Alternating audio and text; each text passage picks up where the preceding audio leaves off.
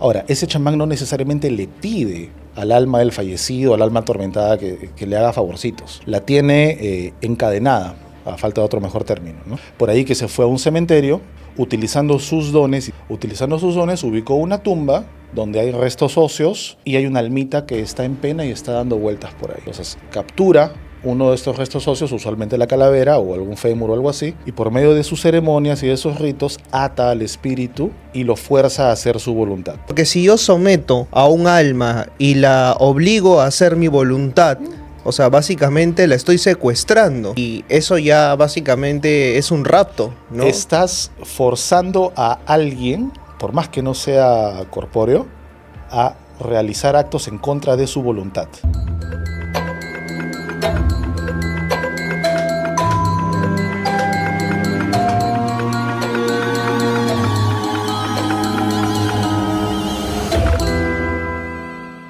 Hablar con los muertos, mi abuelo solía decir, yo le tengo más miedo a los vivos que a los muertos, porque los muertos están, pero los vivos, a esos tenles cuidado.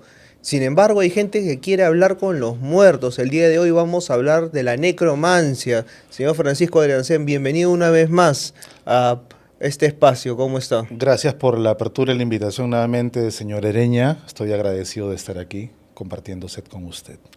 Cuénteme, ¿qué es la necromancia? Qué bien que utilizas necromancia, porque el término viene de necro y de mantia, griego, ¿no? Aquí, hoy en día, en nuestro contexto actual, es nigromancia, lo que es más popular. ¿Pero qué es? Viene a ser la adivinación por medio de los muertos, de los fallecidos. Perdóname, algoritmo de YouTube, yo sé que ya arruiné el video al decir esa palabra, pero es inevitable. Para los griegos antiguos, la adivinación podía ser inspirada o podría ser interpretada. Y esta inspiración a veces venía, pues, de los fallecidos, de los dioses o de los héroes, ¿no? Que finalmente eran fallecidos también. Y no era nada malo, era simplemente conocer el porvenir, conocer los resultados o las consecuencias de algunos hechos o decisiones que se estaban por tomar, ¿no? Para tener cierta ventaja y para poder sobrevivir. El problema viene cuando ya logras tener un contacto con el otro lado. Y bien decía tu abuelo, ¿no? Témbele más a los vivos. Ahora, es el vivo el que empieza a hacer cosas raras ahí. Ahora, ¿a qué se arriesga alguien que se atreve a hacer este tipo de contactos? ¿Qué hipoteca a cambio de tener el contacto? Mira, no necesariamente tienes que hipotecar nada. Esa es una falacia que viene desde que se extiende el cristianismo y empieza a demonizar absolutamente toda práctica que está fuera de su religión. Y no solamente el cristianismo, en general, todas las religiones hegemónicas hacen lo mismo, ¿ya?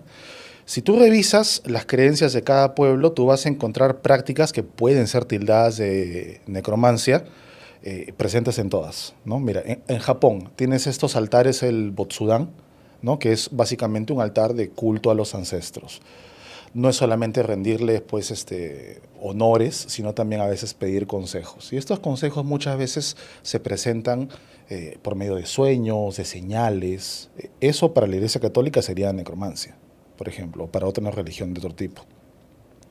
Tienes rastros de actividades de este tipo en las culturas mesopotámicas, en Egipto, en las que se rendía culto a los ancestros, ¿no? Se les dejaba alimento bajo la creencia de que consumían la energía de estos alimentos y se tenían que ir cambiando cada cierto tiempo. Aquí en el mundo andino tienes el tema de las malquis, las momias, que eran parte de la comunidad, eran parte del Ayu, y no es que se les invocaba, se les llamaba desde el más allá, pero se les tenía presente y se les respetaba, ¿no? Y nuevamente, esos consejos, estas peticiones que se les hacían solían venir por medio de señales, por medio de sueños, por medio de ese tipo de manifestaciones no tan directas. Ahora, cuando nosotros hablamos de negromancia o de necromancia, ¿qué estamos exactamente invocando? ¿Hoy en día o clásicamente? Hoy en día. Hoy en día estamos invocando o estamos forzando a una entidad a que haga la voluntad del vivo. Por eso tu abuelo decía, témele más a los vivos. Caso concreto, para no ir tan al texto. Nigromante moderno, igual el chamán que pone su aviso en el poste. Ya. ¿Sabes por qué? Porque ese chamán que trabaja con muertos es un nigromante. Ahora, ese chamán no necesariamente le pide al alma del fallecido, al alma atormentada que le haga favorcitos. la tiene encadenada, a falta de otro mejor término, ¿no? Por ahí que se fue a un cementerio, utilizando sus dones, y de eso tenemos que hablar también ahorita, utilizando sus dones ubicó una tumba donde hay restos óseos y hay una almita que está en pena y está dando vueltas por ahí. Entonces captura uno de estos restos óseos, usualmente la calavera o algún fémur o algo así, y por medio de sus ceremonias y de sus ritos ata al espíritu y lo fuerza a hacer su voluntad, a hacer sus mandados, a atormentar a una persona, para hacer amarres, etc., etc., etc. ¿Ok? ¿Por qué decía que era importante el tema de las habilidades? Porque se suele ligar el tema de la mediumnidad con el tema de la necromancia. Porque comparten un poco, ¿no? La necromancia era la adivinación a través de los espíritus de los muertos, de los fallecidos. Y el medium es aquel que puede ponerse en contacto con entidades espirituales. No necesariamente solamente muertos humanos, ¿no? Sino también otro tipo de entidades. Pero ahí la línea se vuelve muy delgada, ¿no? Porque no todo medium va a ser nigromante, ni todo nigromante va a ser medium, ¿no? Pero debería tener algún tipo de habilidad para poder contactar o sensibilidad para poder percibir de que sí, efectivamente, en esta calavera que he desenterrado hay todavía un espíritu que está aferrado a este plano y lo puedo dominar. Y no todo nigromante va a ser necesariamente un brujo malero, ¿o sí? Mira, antes no necesariamente, hoy en día yo creo que está muy extendida la práctica de que, bueno, la moral en la magia no sé, es subjetiva, ¿no? Depende del día, depende de la necesidad del brujo y de qué también paga el cliente. O sea, porque si yo someto a un alma y la obligo a hacer mi voluntad, o sea, básicamente la estoy secuestrando. Así es. Y eso ya básicamente es un rapto, ¿no? Estás forzando a alguien, por más que no sea corpóreo, a realizar actos en contra de su voluntad. Y de eso hemos tenido varios casos que han llegado a paradigma. Yo recuerdo uno muy chévere, o sea, en el sentido de cómo es el caso, no de lo que sucedió, de que una persona era atormentada por una entidad que siempre la visitaba de noche, ¿no? Al punto que nadie le creía en su casa porque pensaban que estaba loca la chica, la típica. Hasta que a la hermana le pasa exactamente lo mismo. La hermana incrédula, pensando que solamente era su gestión por todo lo que la víctima original le contaba que era su hermana, lo dejó pasar. Hasta que ya no lo pudo dejar pasar porque tenía marcas en la piel, que ya no tenía cómo hacerse, ¿no? Marcas en la espalda, la típica, que amaneces arañada, rasguñada o que ha sido violentada en sueños de forma S y al. Ok. ¿Ya? Entonces ahí es cuando esta chica ya le cree a su hermana y deciden buscar ayuda como familia. ¿Qué pasa? Contactan con una bruja, y esto es lo que cuenta esta chica que nos manda el testimonio, contactan con una bruja que era medium, y la bruja dice, ok, si a ti te han enviado una almita, ¿ya? Pero esa almita no te quiere hacer daño, la están obligando, y tenemos que liberarla. Entonces, por medio de varias ceremonias que hizo, yo no sé cómo habrá hecho exactamente, porque esa parte no está en el testimonio, pero la logra liberar, ¿ya? Y lo que la bruja le dijo es que ahora esta almita que había estado encadenada va a ir a tomar represalia contra aquel que la encadenó y luego se va a elevar y se va a ir y nunca más te va a molestar. Dicho y hecho, nunca más la molestaron a la chica ni a su hermana. El escéptico dirá que es su gestión, que es fábula, pero es lo que nos han contado. Y más de un caso hemos tenido de ese tipo. Ahora, viene la repregunta. ¿Cómo identificar efectivamente si es que estás frente a un caso de nigromancia y de que te están eventualmente mandando almas sometidas, ¿no? Eso es bien difícil de detectar, ¿no? Bueno, almas sometidas, claro. Eso solamente lo va a detectar un medium, lo va a detectar alguien que tenga las facultades de... Que te estén mandando almas, que te estén mandando el muerto, eso es bien fácil de detectar, porque siempre hay una sintomatología, ¿no? Casi funges como que médico brujo, porque hay síntomas que tienes que reconocer. Primero de ellos, te sientes débil. Por más que descanses, por más que duermas bien tus 8 horas o más y te alimentes bien, te sientes demacrado, te despiertas cansado, ¿no? Segundo síntoma, tienes alguna especie de enfermedad que no logra ser diagnosticada. El médico te empieza a mandar tratamientos varios. Habla, tómate esto, toma aquello, pero no mejoras, ¿ya? Tercer síntoma, aparecen entidades o te sientes vigilada en casa o vigilado en casa. Hasta ahí puede ser sugestión, pero ya cuando los demás miembros de la familia empiezan a ver lo mismo o empiezan a sentirse igual que tú y ni siquiera les has contado por miedo al que te tilden de loca, tú ya puedes confirmar de que, claro, te han mandado una entidad. O estás siendo atormentado o atormentada por una entidad, que puede ser o no humana. Ujú. Hablemos de casos muy puntuales. Por ejemplo, tú me contaste en algún momento que conociste casos de gente que había recurrido a la nigromancia. Mira, te cuento uno ultra personal. Ujú. No viene a ser nigromancia per se, pero tiene mucho que ver. Hace 21 años a mí me regalan una calavera, ¿ya? Por mi cumpleaños. Para ese momento yo estaba en una época un poquito más darks de mi vida. Entonces, normal, aceptaba ese tipo de regalos. Claro, me lo regalaron con la mejor intención del mundo, ¿no? Entonces yo la acepté y la tuve en mi casa. Dentro de mis prácticas mágicas y todo, imagino que algo por ahí se habrá despertado. El asunto es que yo empiezo a soñar con una persona mayor, vestida de traje, que intentaba decirme algo, pero no tenía rostro.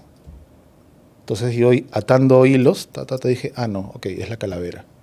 Entonces ya en un siguiente sueño, antes de dormir, me mentalizo y le pido, ¿no? Con su vela y todo frente al lugar donde la tenía, le digo, ok, necesito que me des un mensaje claro de qué es lo que quieres. Qué bueno que no tenía miedo en ese momento ya para esas cosas. El mensaje nunca lo recibí, te soy honesto. Pero ¿qué es lo que pasó? Idas y venidas, yo joven, 21 años, 20 años, iba y venía de la casa. Mi mamá trabajaba todavía en ese momento. Entonces, ella llega y es enfermera. Bueno, era enfermera. Ella llegaba de trabajar, de hacer su jornada normal, y llegaba a plan 5 o 6 de la tarde a la casa, ¿ya? En ese momento la casa era un departamento en un tercer piso que tenía un ventanal grande que daba al parque. Ella venía directamente desde el parque y desde el parque se veía el ventanal de la casa completo. Entonces, ella podía ver si había gente en la sala o no. Y lo típico era que yo estuviera ahí, o mi hermano estuviera ahí, o alguien estuviera en la casa.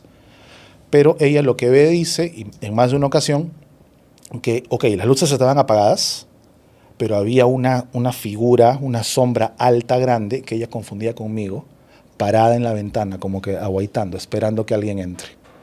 Cuando ella se acercaba y llegaba a la casa y abría y subía las escaleras, prendía las luces y no había nadie. Entonces empezaba a darle miedo. Claro. Hasta que finalmente me lo confiesa, ¿ya? Para ese momento ya no sabía que yo tenía la calavera, porque la tenía bien escondida. Entonces no era un tema de sugestión. ¿Te das cuenta? No tenía cómo sugestionarse de pensar, ah, este chico del diablo ha traído una calavera, está haciendo sus brujerías, seguramente van a venir demonios. No, no tenía cómo saberlo. Pero no era la intención de esta calavera querer No, hacerte daño. pero estaba ahí, estaba quieta, ¿no? Termina ahí la historia. Ante esto se me levanta una ceja y le digo, ok, mejor la devuelvo. Converso con mi amigo, le digo, ya sabes qué, no puedo aceptar ese regalo, no la puedo cuidar, mejor tenla tú. Se la devuelvo. Nunca más mi vieja volvió a ver una cosa así en la casa. ¿Y en la casa de tu amigo empezó a aparecer la presencia o No, no te contó? no me ha contado nada, creo que aún la tiene. Le puedo preguntar y en la siguiente que nos juntemos ahí te cuento qué pasó. De repente te dice, o sea, todos los días frente a mi casa hay un hombre alto y... No creo, porque yo converso con él bien seguido, entonces no, ya me lo hubiera dicho. O Él también tiene está que metido haber- en el tema oculto. O tiene que haber también una predisposición y tiene que haber una cierta sensibilidad para percibir ese tipo de cosas. Quizá.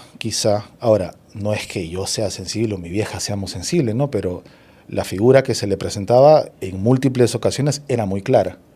Y es consecuente con los relatos que tienes de las personas que tienen estas calaveritas, estas mochitas, para cuidar la casa, ¿no? Esta costumbre muy extendida aquí en Perú, bueno, en los Andes en general. Ahora, también puede pasar con esta gente que de pronto hace trabajos de medicina y, bueno, el otro día pasó, ¿no? Hay tráfico de huesos y de extremidades, ¿no? O sea, gente que compra fémures, esternones y, bueno, ni qué decir de cráneos, ¿no? Es algo que siempre ha estado presente. De hecho, la forma como mi amigo adquiere esta calavera fue justamente en uno de estos mercados. De hace 21 años, nuevamente hay que repetirlo, ¿no? Que era muy extendido. Estos los extraen y los venden para los estudiantes de odontología o a los médicos. O van rotando, ¿no? Una vez que el estudiante termina, lo vende a otro y así sucesivamente. Hoy en día hay otros recursos, hay estos esqueletos de plástico, pero son ultra caros, entonces por ahí que la gente se va a seguir recurseando de esta manera. En los mercados de brujos vas a encontrar que en algunos puestos, si es que llegas a tener la suficiente confianza con el vendedor, con la vendedora, te van a ofrecer restos humanos de distintos tipos, no solamente huesos. ¿Qué es lo más raro que te podrían llegar a ofrecer? Órganos conservados en líquidos. ¿Qué tipo de órganos? ¿Tú quieres que desmoneticen tu video? Dame una Órganos clave nomás. sexuales, Ah, nepes. nepes. Ya. Ujú. Ok. Para hacer amarres y cosas bien así, pero ya de una versión un poquito extrema, ¿no? Porque para hacer un amarre no necesitas un nepe. O sea, no uno al estilo Rasputín. Eso es una leyenda, ¿sabes? Claro, sí. Lo hablamos la vez pasada, ¿no? Sí, bueno, contexto para la gente que ve el video, se dice de que hay un nepe que es gigantesco, que le perteneció a Rasputín, el monje maldito que se tiró abajo la dinastía de los zares rusos y que está en... Creo que se tiró más de una cosa, ¿no? A toda la corte. Y Sí. ojalá que no se haya tirado tampoco a parte de la realeza inmediata, ¿no? Que Aunque no decía importa que era porque un monje a todos los bastante triste, ajusticiaron, ¿no? así es que Un monje bastante triste porque tenía un penón. tenía un penón. Sí, ¿no? pues. Bueno, eso es lo que dicen. Es lo que dicen. O sea, pero tú dices que, por ejemplo, ese era el de un animal. El que Era te el de un venden animal, porque en el mercado de brujos es real. Es ese sí, real, sí, y es, o sea, 15 centímetros como yo no máximo. sé, porque yo nunca he visto uno, yo repito lo que me cuentan Ah, mis conocidos de esos lugares, ¿no? Porque ya con suficiente tiempo llegas a tener conocidos y amiguitos en varios lugares. Ah, ya. O sea, claro. O sea, tú no has visto uno, o sea, en un frasco, digamos. No, pero si esa persona que me dijo eso me lo dice de esa manera, yo le creo. Ya. Porque he visto que ha proporcionado otro tipo de cosas a otras personas, Confías de palabra, de entonces. palabra. Ya. Lo suficiente como para no pedirle pruebas. Ya, ok. Volviendo entonces de vuelta al tema. Ujú. La negromancia, por ejemplo, no existe, digamos, algo que tú hipoteques, ese es un miedo que se ha instalado dentro de la gente para que la gente no haga este tipo de prácticas. Pero entonces, ¿por qué la gente recurriría a este tipo de prácticas? ¿Por qué la gente recurriría a la negromancia para poder contactarse con los muertos o hacer adivinación a través de este tipo de rituales? Porque es la naturaleza humana el buscar algún tipo de ventaja ante cualquier situación que sea difícil, ya sea la incertidumbre por lo que vayas a lograr, no sé, en tu trabajo, sobre tu salud, en el lado afectivo. Pero digamos, o sea, existen otros métodos. O sea, existe, Claro que sí. existe el tarot, El ta- existe... Cualquier o sea, tipo de adivinación un poquito más light, ¿no? Efectivamente. Que puede ser igual ¿Por o qué más la efectiva. negromancia? ¿No? Porque mira, al estar rodeada de este halo de oscuridad que tanto la iglesia, la religión y Hollywood hoy en día, bueno, la más media, se ha encargado de meterle, pues está rodeada de esta aura de, oh, qué oscuro, qué poderoso debe ser. Si está tan prohibido es porque es real y es poderoso, ¿no? Y es básicamente lo que pasa a partir de la Edad Media, ¿no? Que empiezan a aparecer estos grimorios de tradición judeocristiana que te dicen cómo doblegar la voluntad de demonios y de los espíritus, ¿no? Y a cambio tienes que entregar o tu alma o el alma de tal o cual persona. Pero también a cambio podrías haber entregado un poco de agua, un poco de miel, pan, fruta. Solamente que no necesitabas cruzar esa línea extra, ¿no? Pero no si crees, o sea, que por ejemplo, entregar o sea, algo a cambio a, digamos, a algún alma, sí puede llegar a ser un tanto riesgoso si es que no se sabe cómo hacer. Sí, claro. Porque está pactando con yo sí un lo lado. creo. O sea, porque está pactando con un lado que no necesariamente tiene las mismas reglas que este. Estás pactando con algo que no tiene las limitaciones que tú sí tienes. Exactamente. Ujú. ¿No? Claro, puede ser peligroso si no sabes lo que estás haciendo. Y el 99.9% de las personas que se inician en esto no saben lo que están haciendo. Con el tiempo van a ir aprendiendo, por supuesto, y otros inclusive se van a dedicar a ofrecerlo como servicio, como ves en cualquier aviso de clasificados de los periódicos donde aparecen los cuadraditos chiquitos, ¿no? Hago amarres, soy compactado, te traigo al ser amado, arrodillado, arrepentido y todas las R's que quieras, ¿no? Estos personajes utilizan pues sus pactos demoníacos, utilizan espíritus, utilizan otro tipo de cosas, asumiendo que sean practicantes fidedignos y no simplemente estafadores. Ojo con eso. Claro. ¿Te ha tocado, o sea, algún caso de alguien que te haya dicho, yo recurrí a un nigromante, ahora, por ejemplo, me encuentro arrepentido hay forma de revertir este caso. Mira, no me han dicho que han recurrido a un nigromante, pero sí me han dicho que recurren al brujo, a la bruja, ¿no? Y entre cómo describen el trabajo que se realizó, tú sacas de que, ok, ha trabajado con muertos, ha trabajado con restos humanos, eso es una especie de necromancia, ¿no? Finalmente. Porque estás utilizando la influencia o las capacidades de ese espíritu para llevar el mensaje o llevar la intención a la víctima. Es lo típico. Por ejemplo, Los amarres, ¿no? Los amarres con fallecidos, que agarran y utilizan, no sé, pues te piden, tráeme una prenda íntima del objeto que vas a amarrar, de la persona que vas a amarrar el objeto, mira qué feo. Le traen el calzoncillo del chico. Ya, dame tú tu ropa íntima, Hacen la pantomima, la ceremonia ahí, lo amarran, lo hacen un paquetito, le meten foto, le meten nombre, le meten todas las cosas, hacen todo su brujería. Luego van a la tumba del muertito que van a utilizar, porque no es que la tumba desapareció, simplemente se pelaron la calavera o el fémur o lo que sea. El brujo va a la tumba, lo entierra ahí y le da el encargo. Y lo conmina, ¿no? Oye, porque parte de la atadura de los muertos funciona de esa manera, ¿no? El brujo conserva el resto óseo para ejercer autoridad sobre el espíritu. Entonces, al dejarle el paquete en su tumba, en su dominio, le da la orden clara de que, ok, ve donde fulano tal y haz que se fije en mengana tal, haz que piense en ella, haz que sueñe con ella, atorméntalo hasta que la busque o le haga caso. si no, no te devuelvo tu... Si no, ya sabes lo que te va a pasar. Wow. ¿No? O sea, Y eso también se hace para mal. como te digo, o sea, esto es básicamente una extorsión. Sí, claro, sí. O sea, es la norma del Perú, ¿no? Tenemos extorsión espiritual, extorsión física, extorsión monetaria. La SUNAT también es un ente extorsivo. El tren de los nigromantes. El tren de los nigromantes, sí. Literalmente. Oye, y si hablamos de magia que tiene que ver con el mundo yoruba, con el mundo palo mayombe, ellos utilizan mucho entidades espirituales. No es mi tema en específico, prometo averiguar un poco más de ello para que hagamos un conversatorio o te traigo un experto en el tema. Pero, por ejemplo, adelántame algo. ¿A qué tipo de recursos apelan ellos, por ejemplo? A ver, déjame parafrasear para que no desmoneticen el video, pero se utiliza mucho líquido hemático, Ya. ¿ya?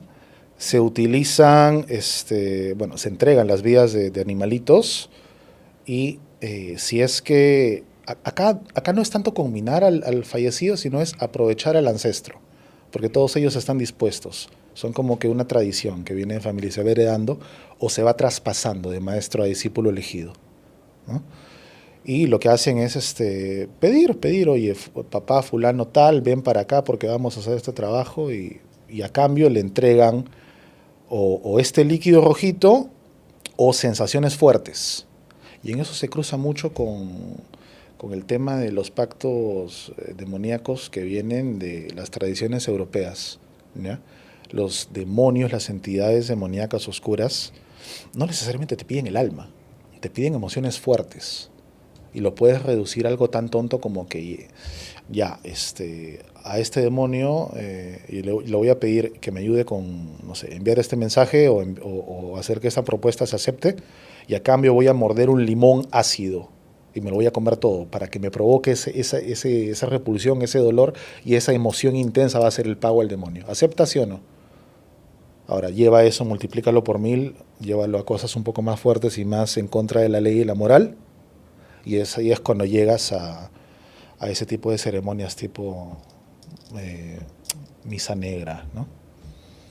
Tremendo. Sí, ese es el mundo que habitamos.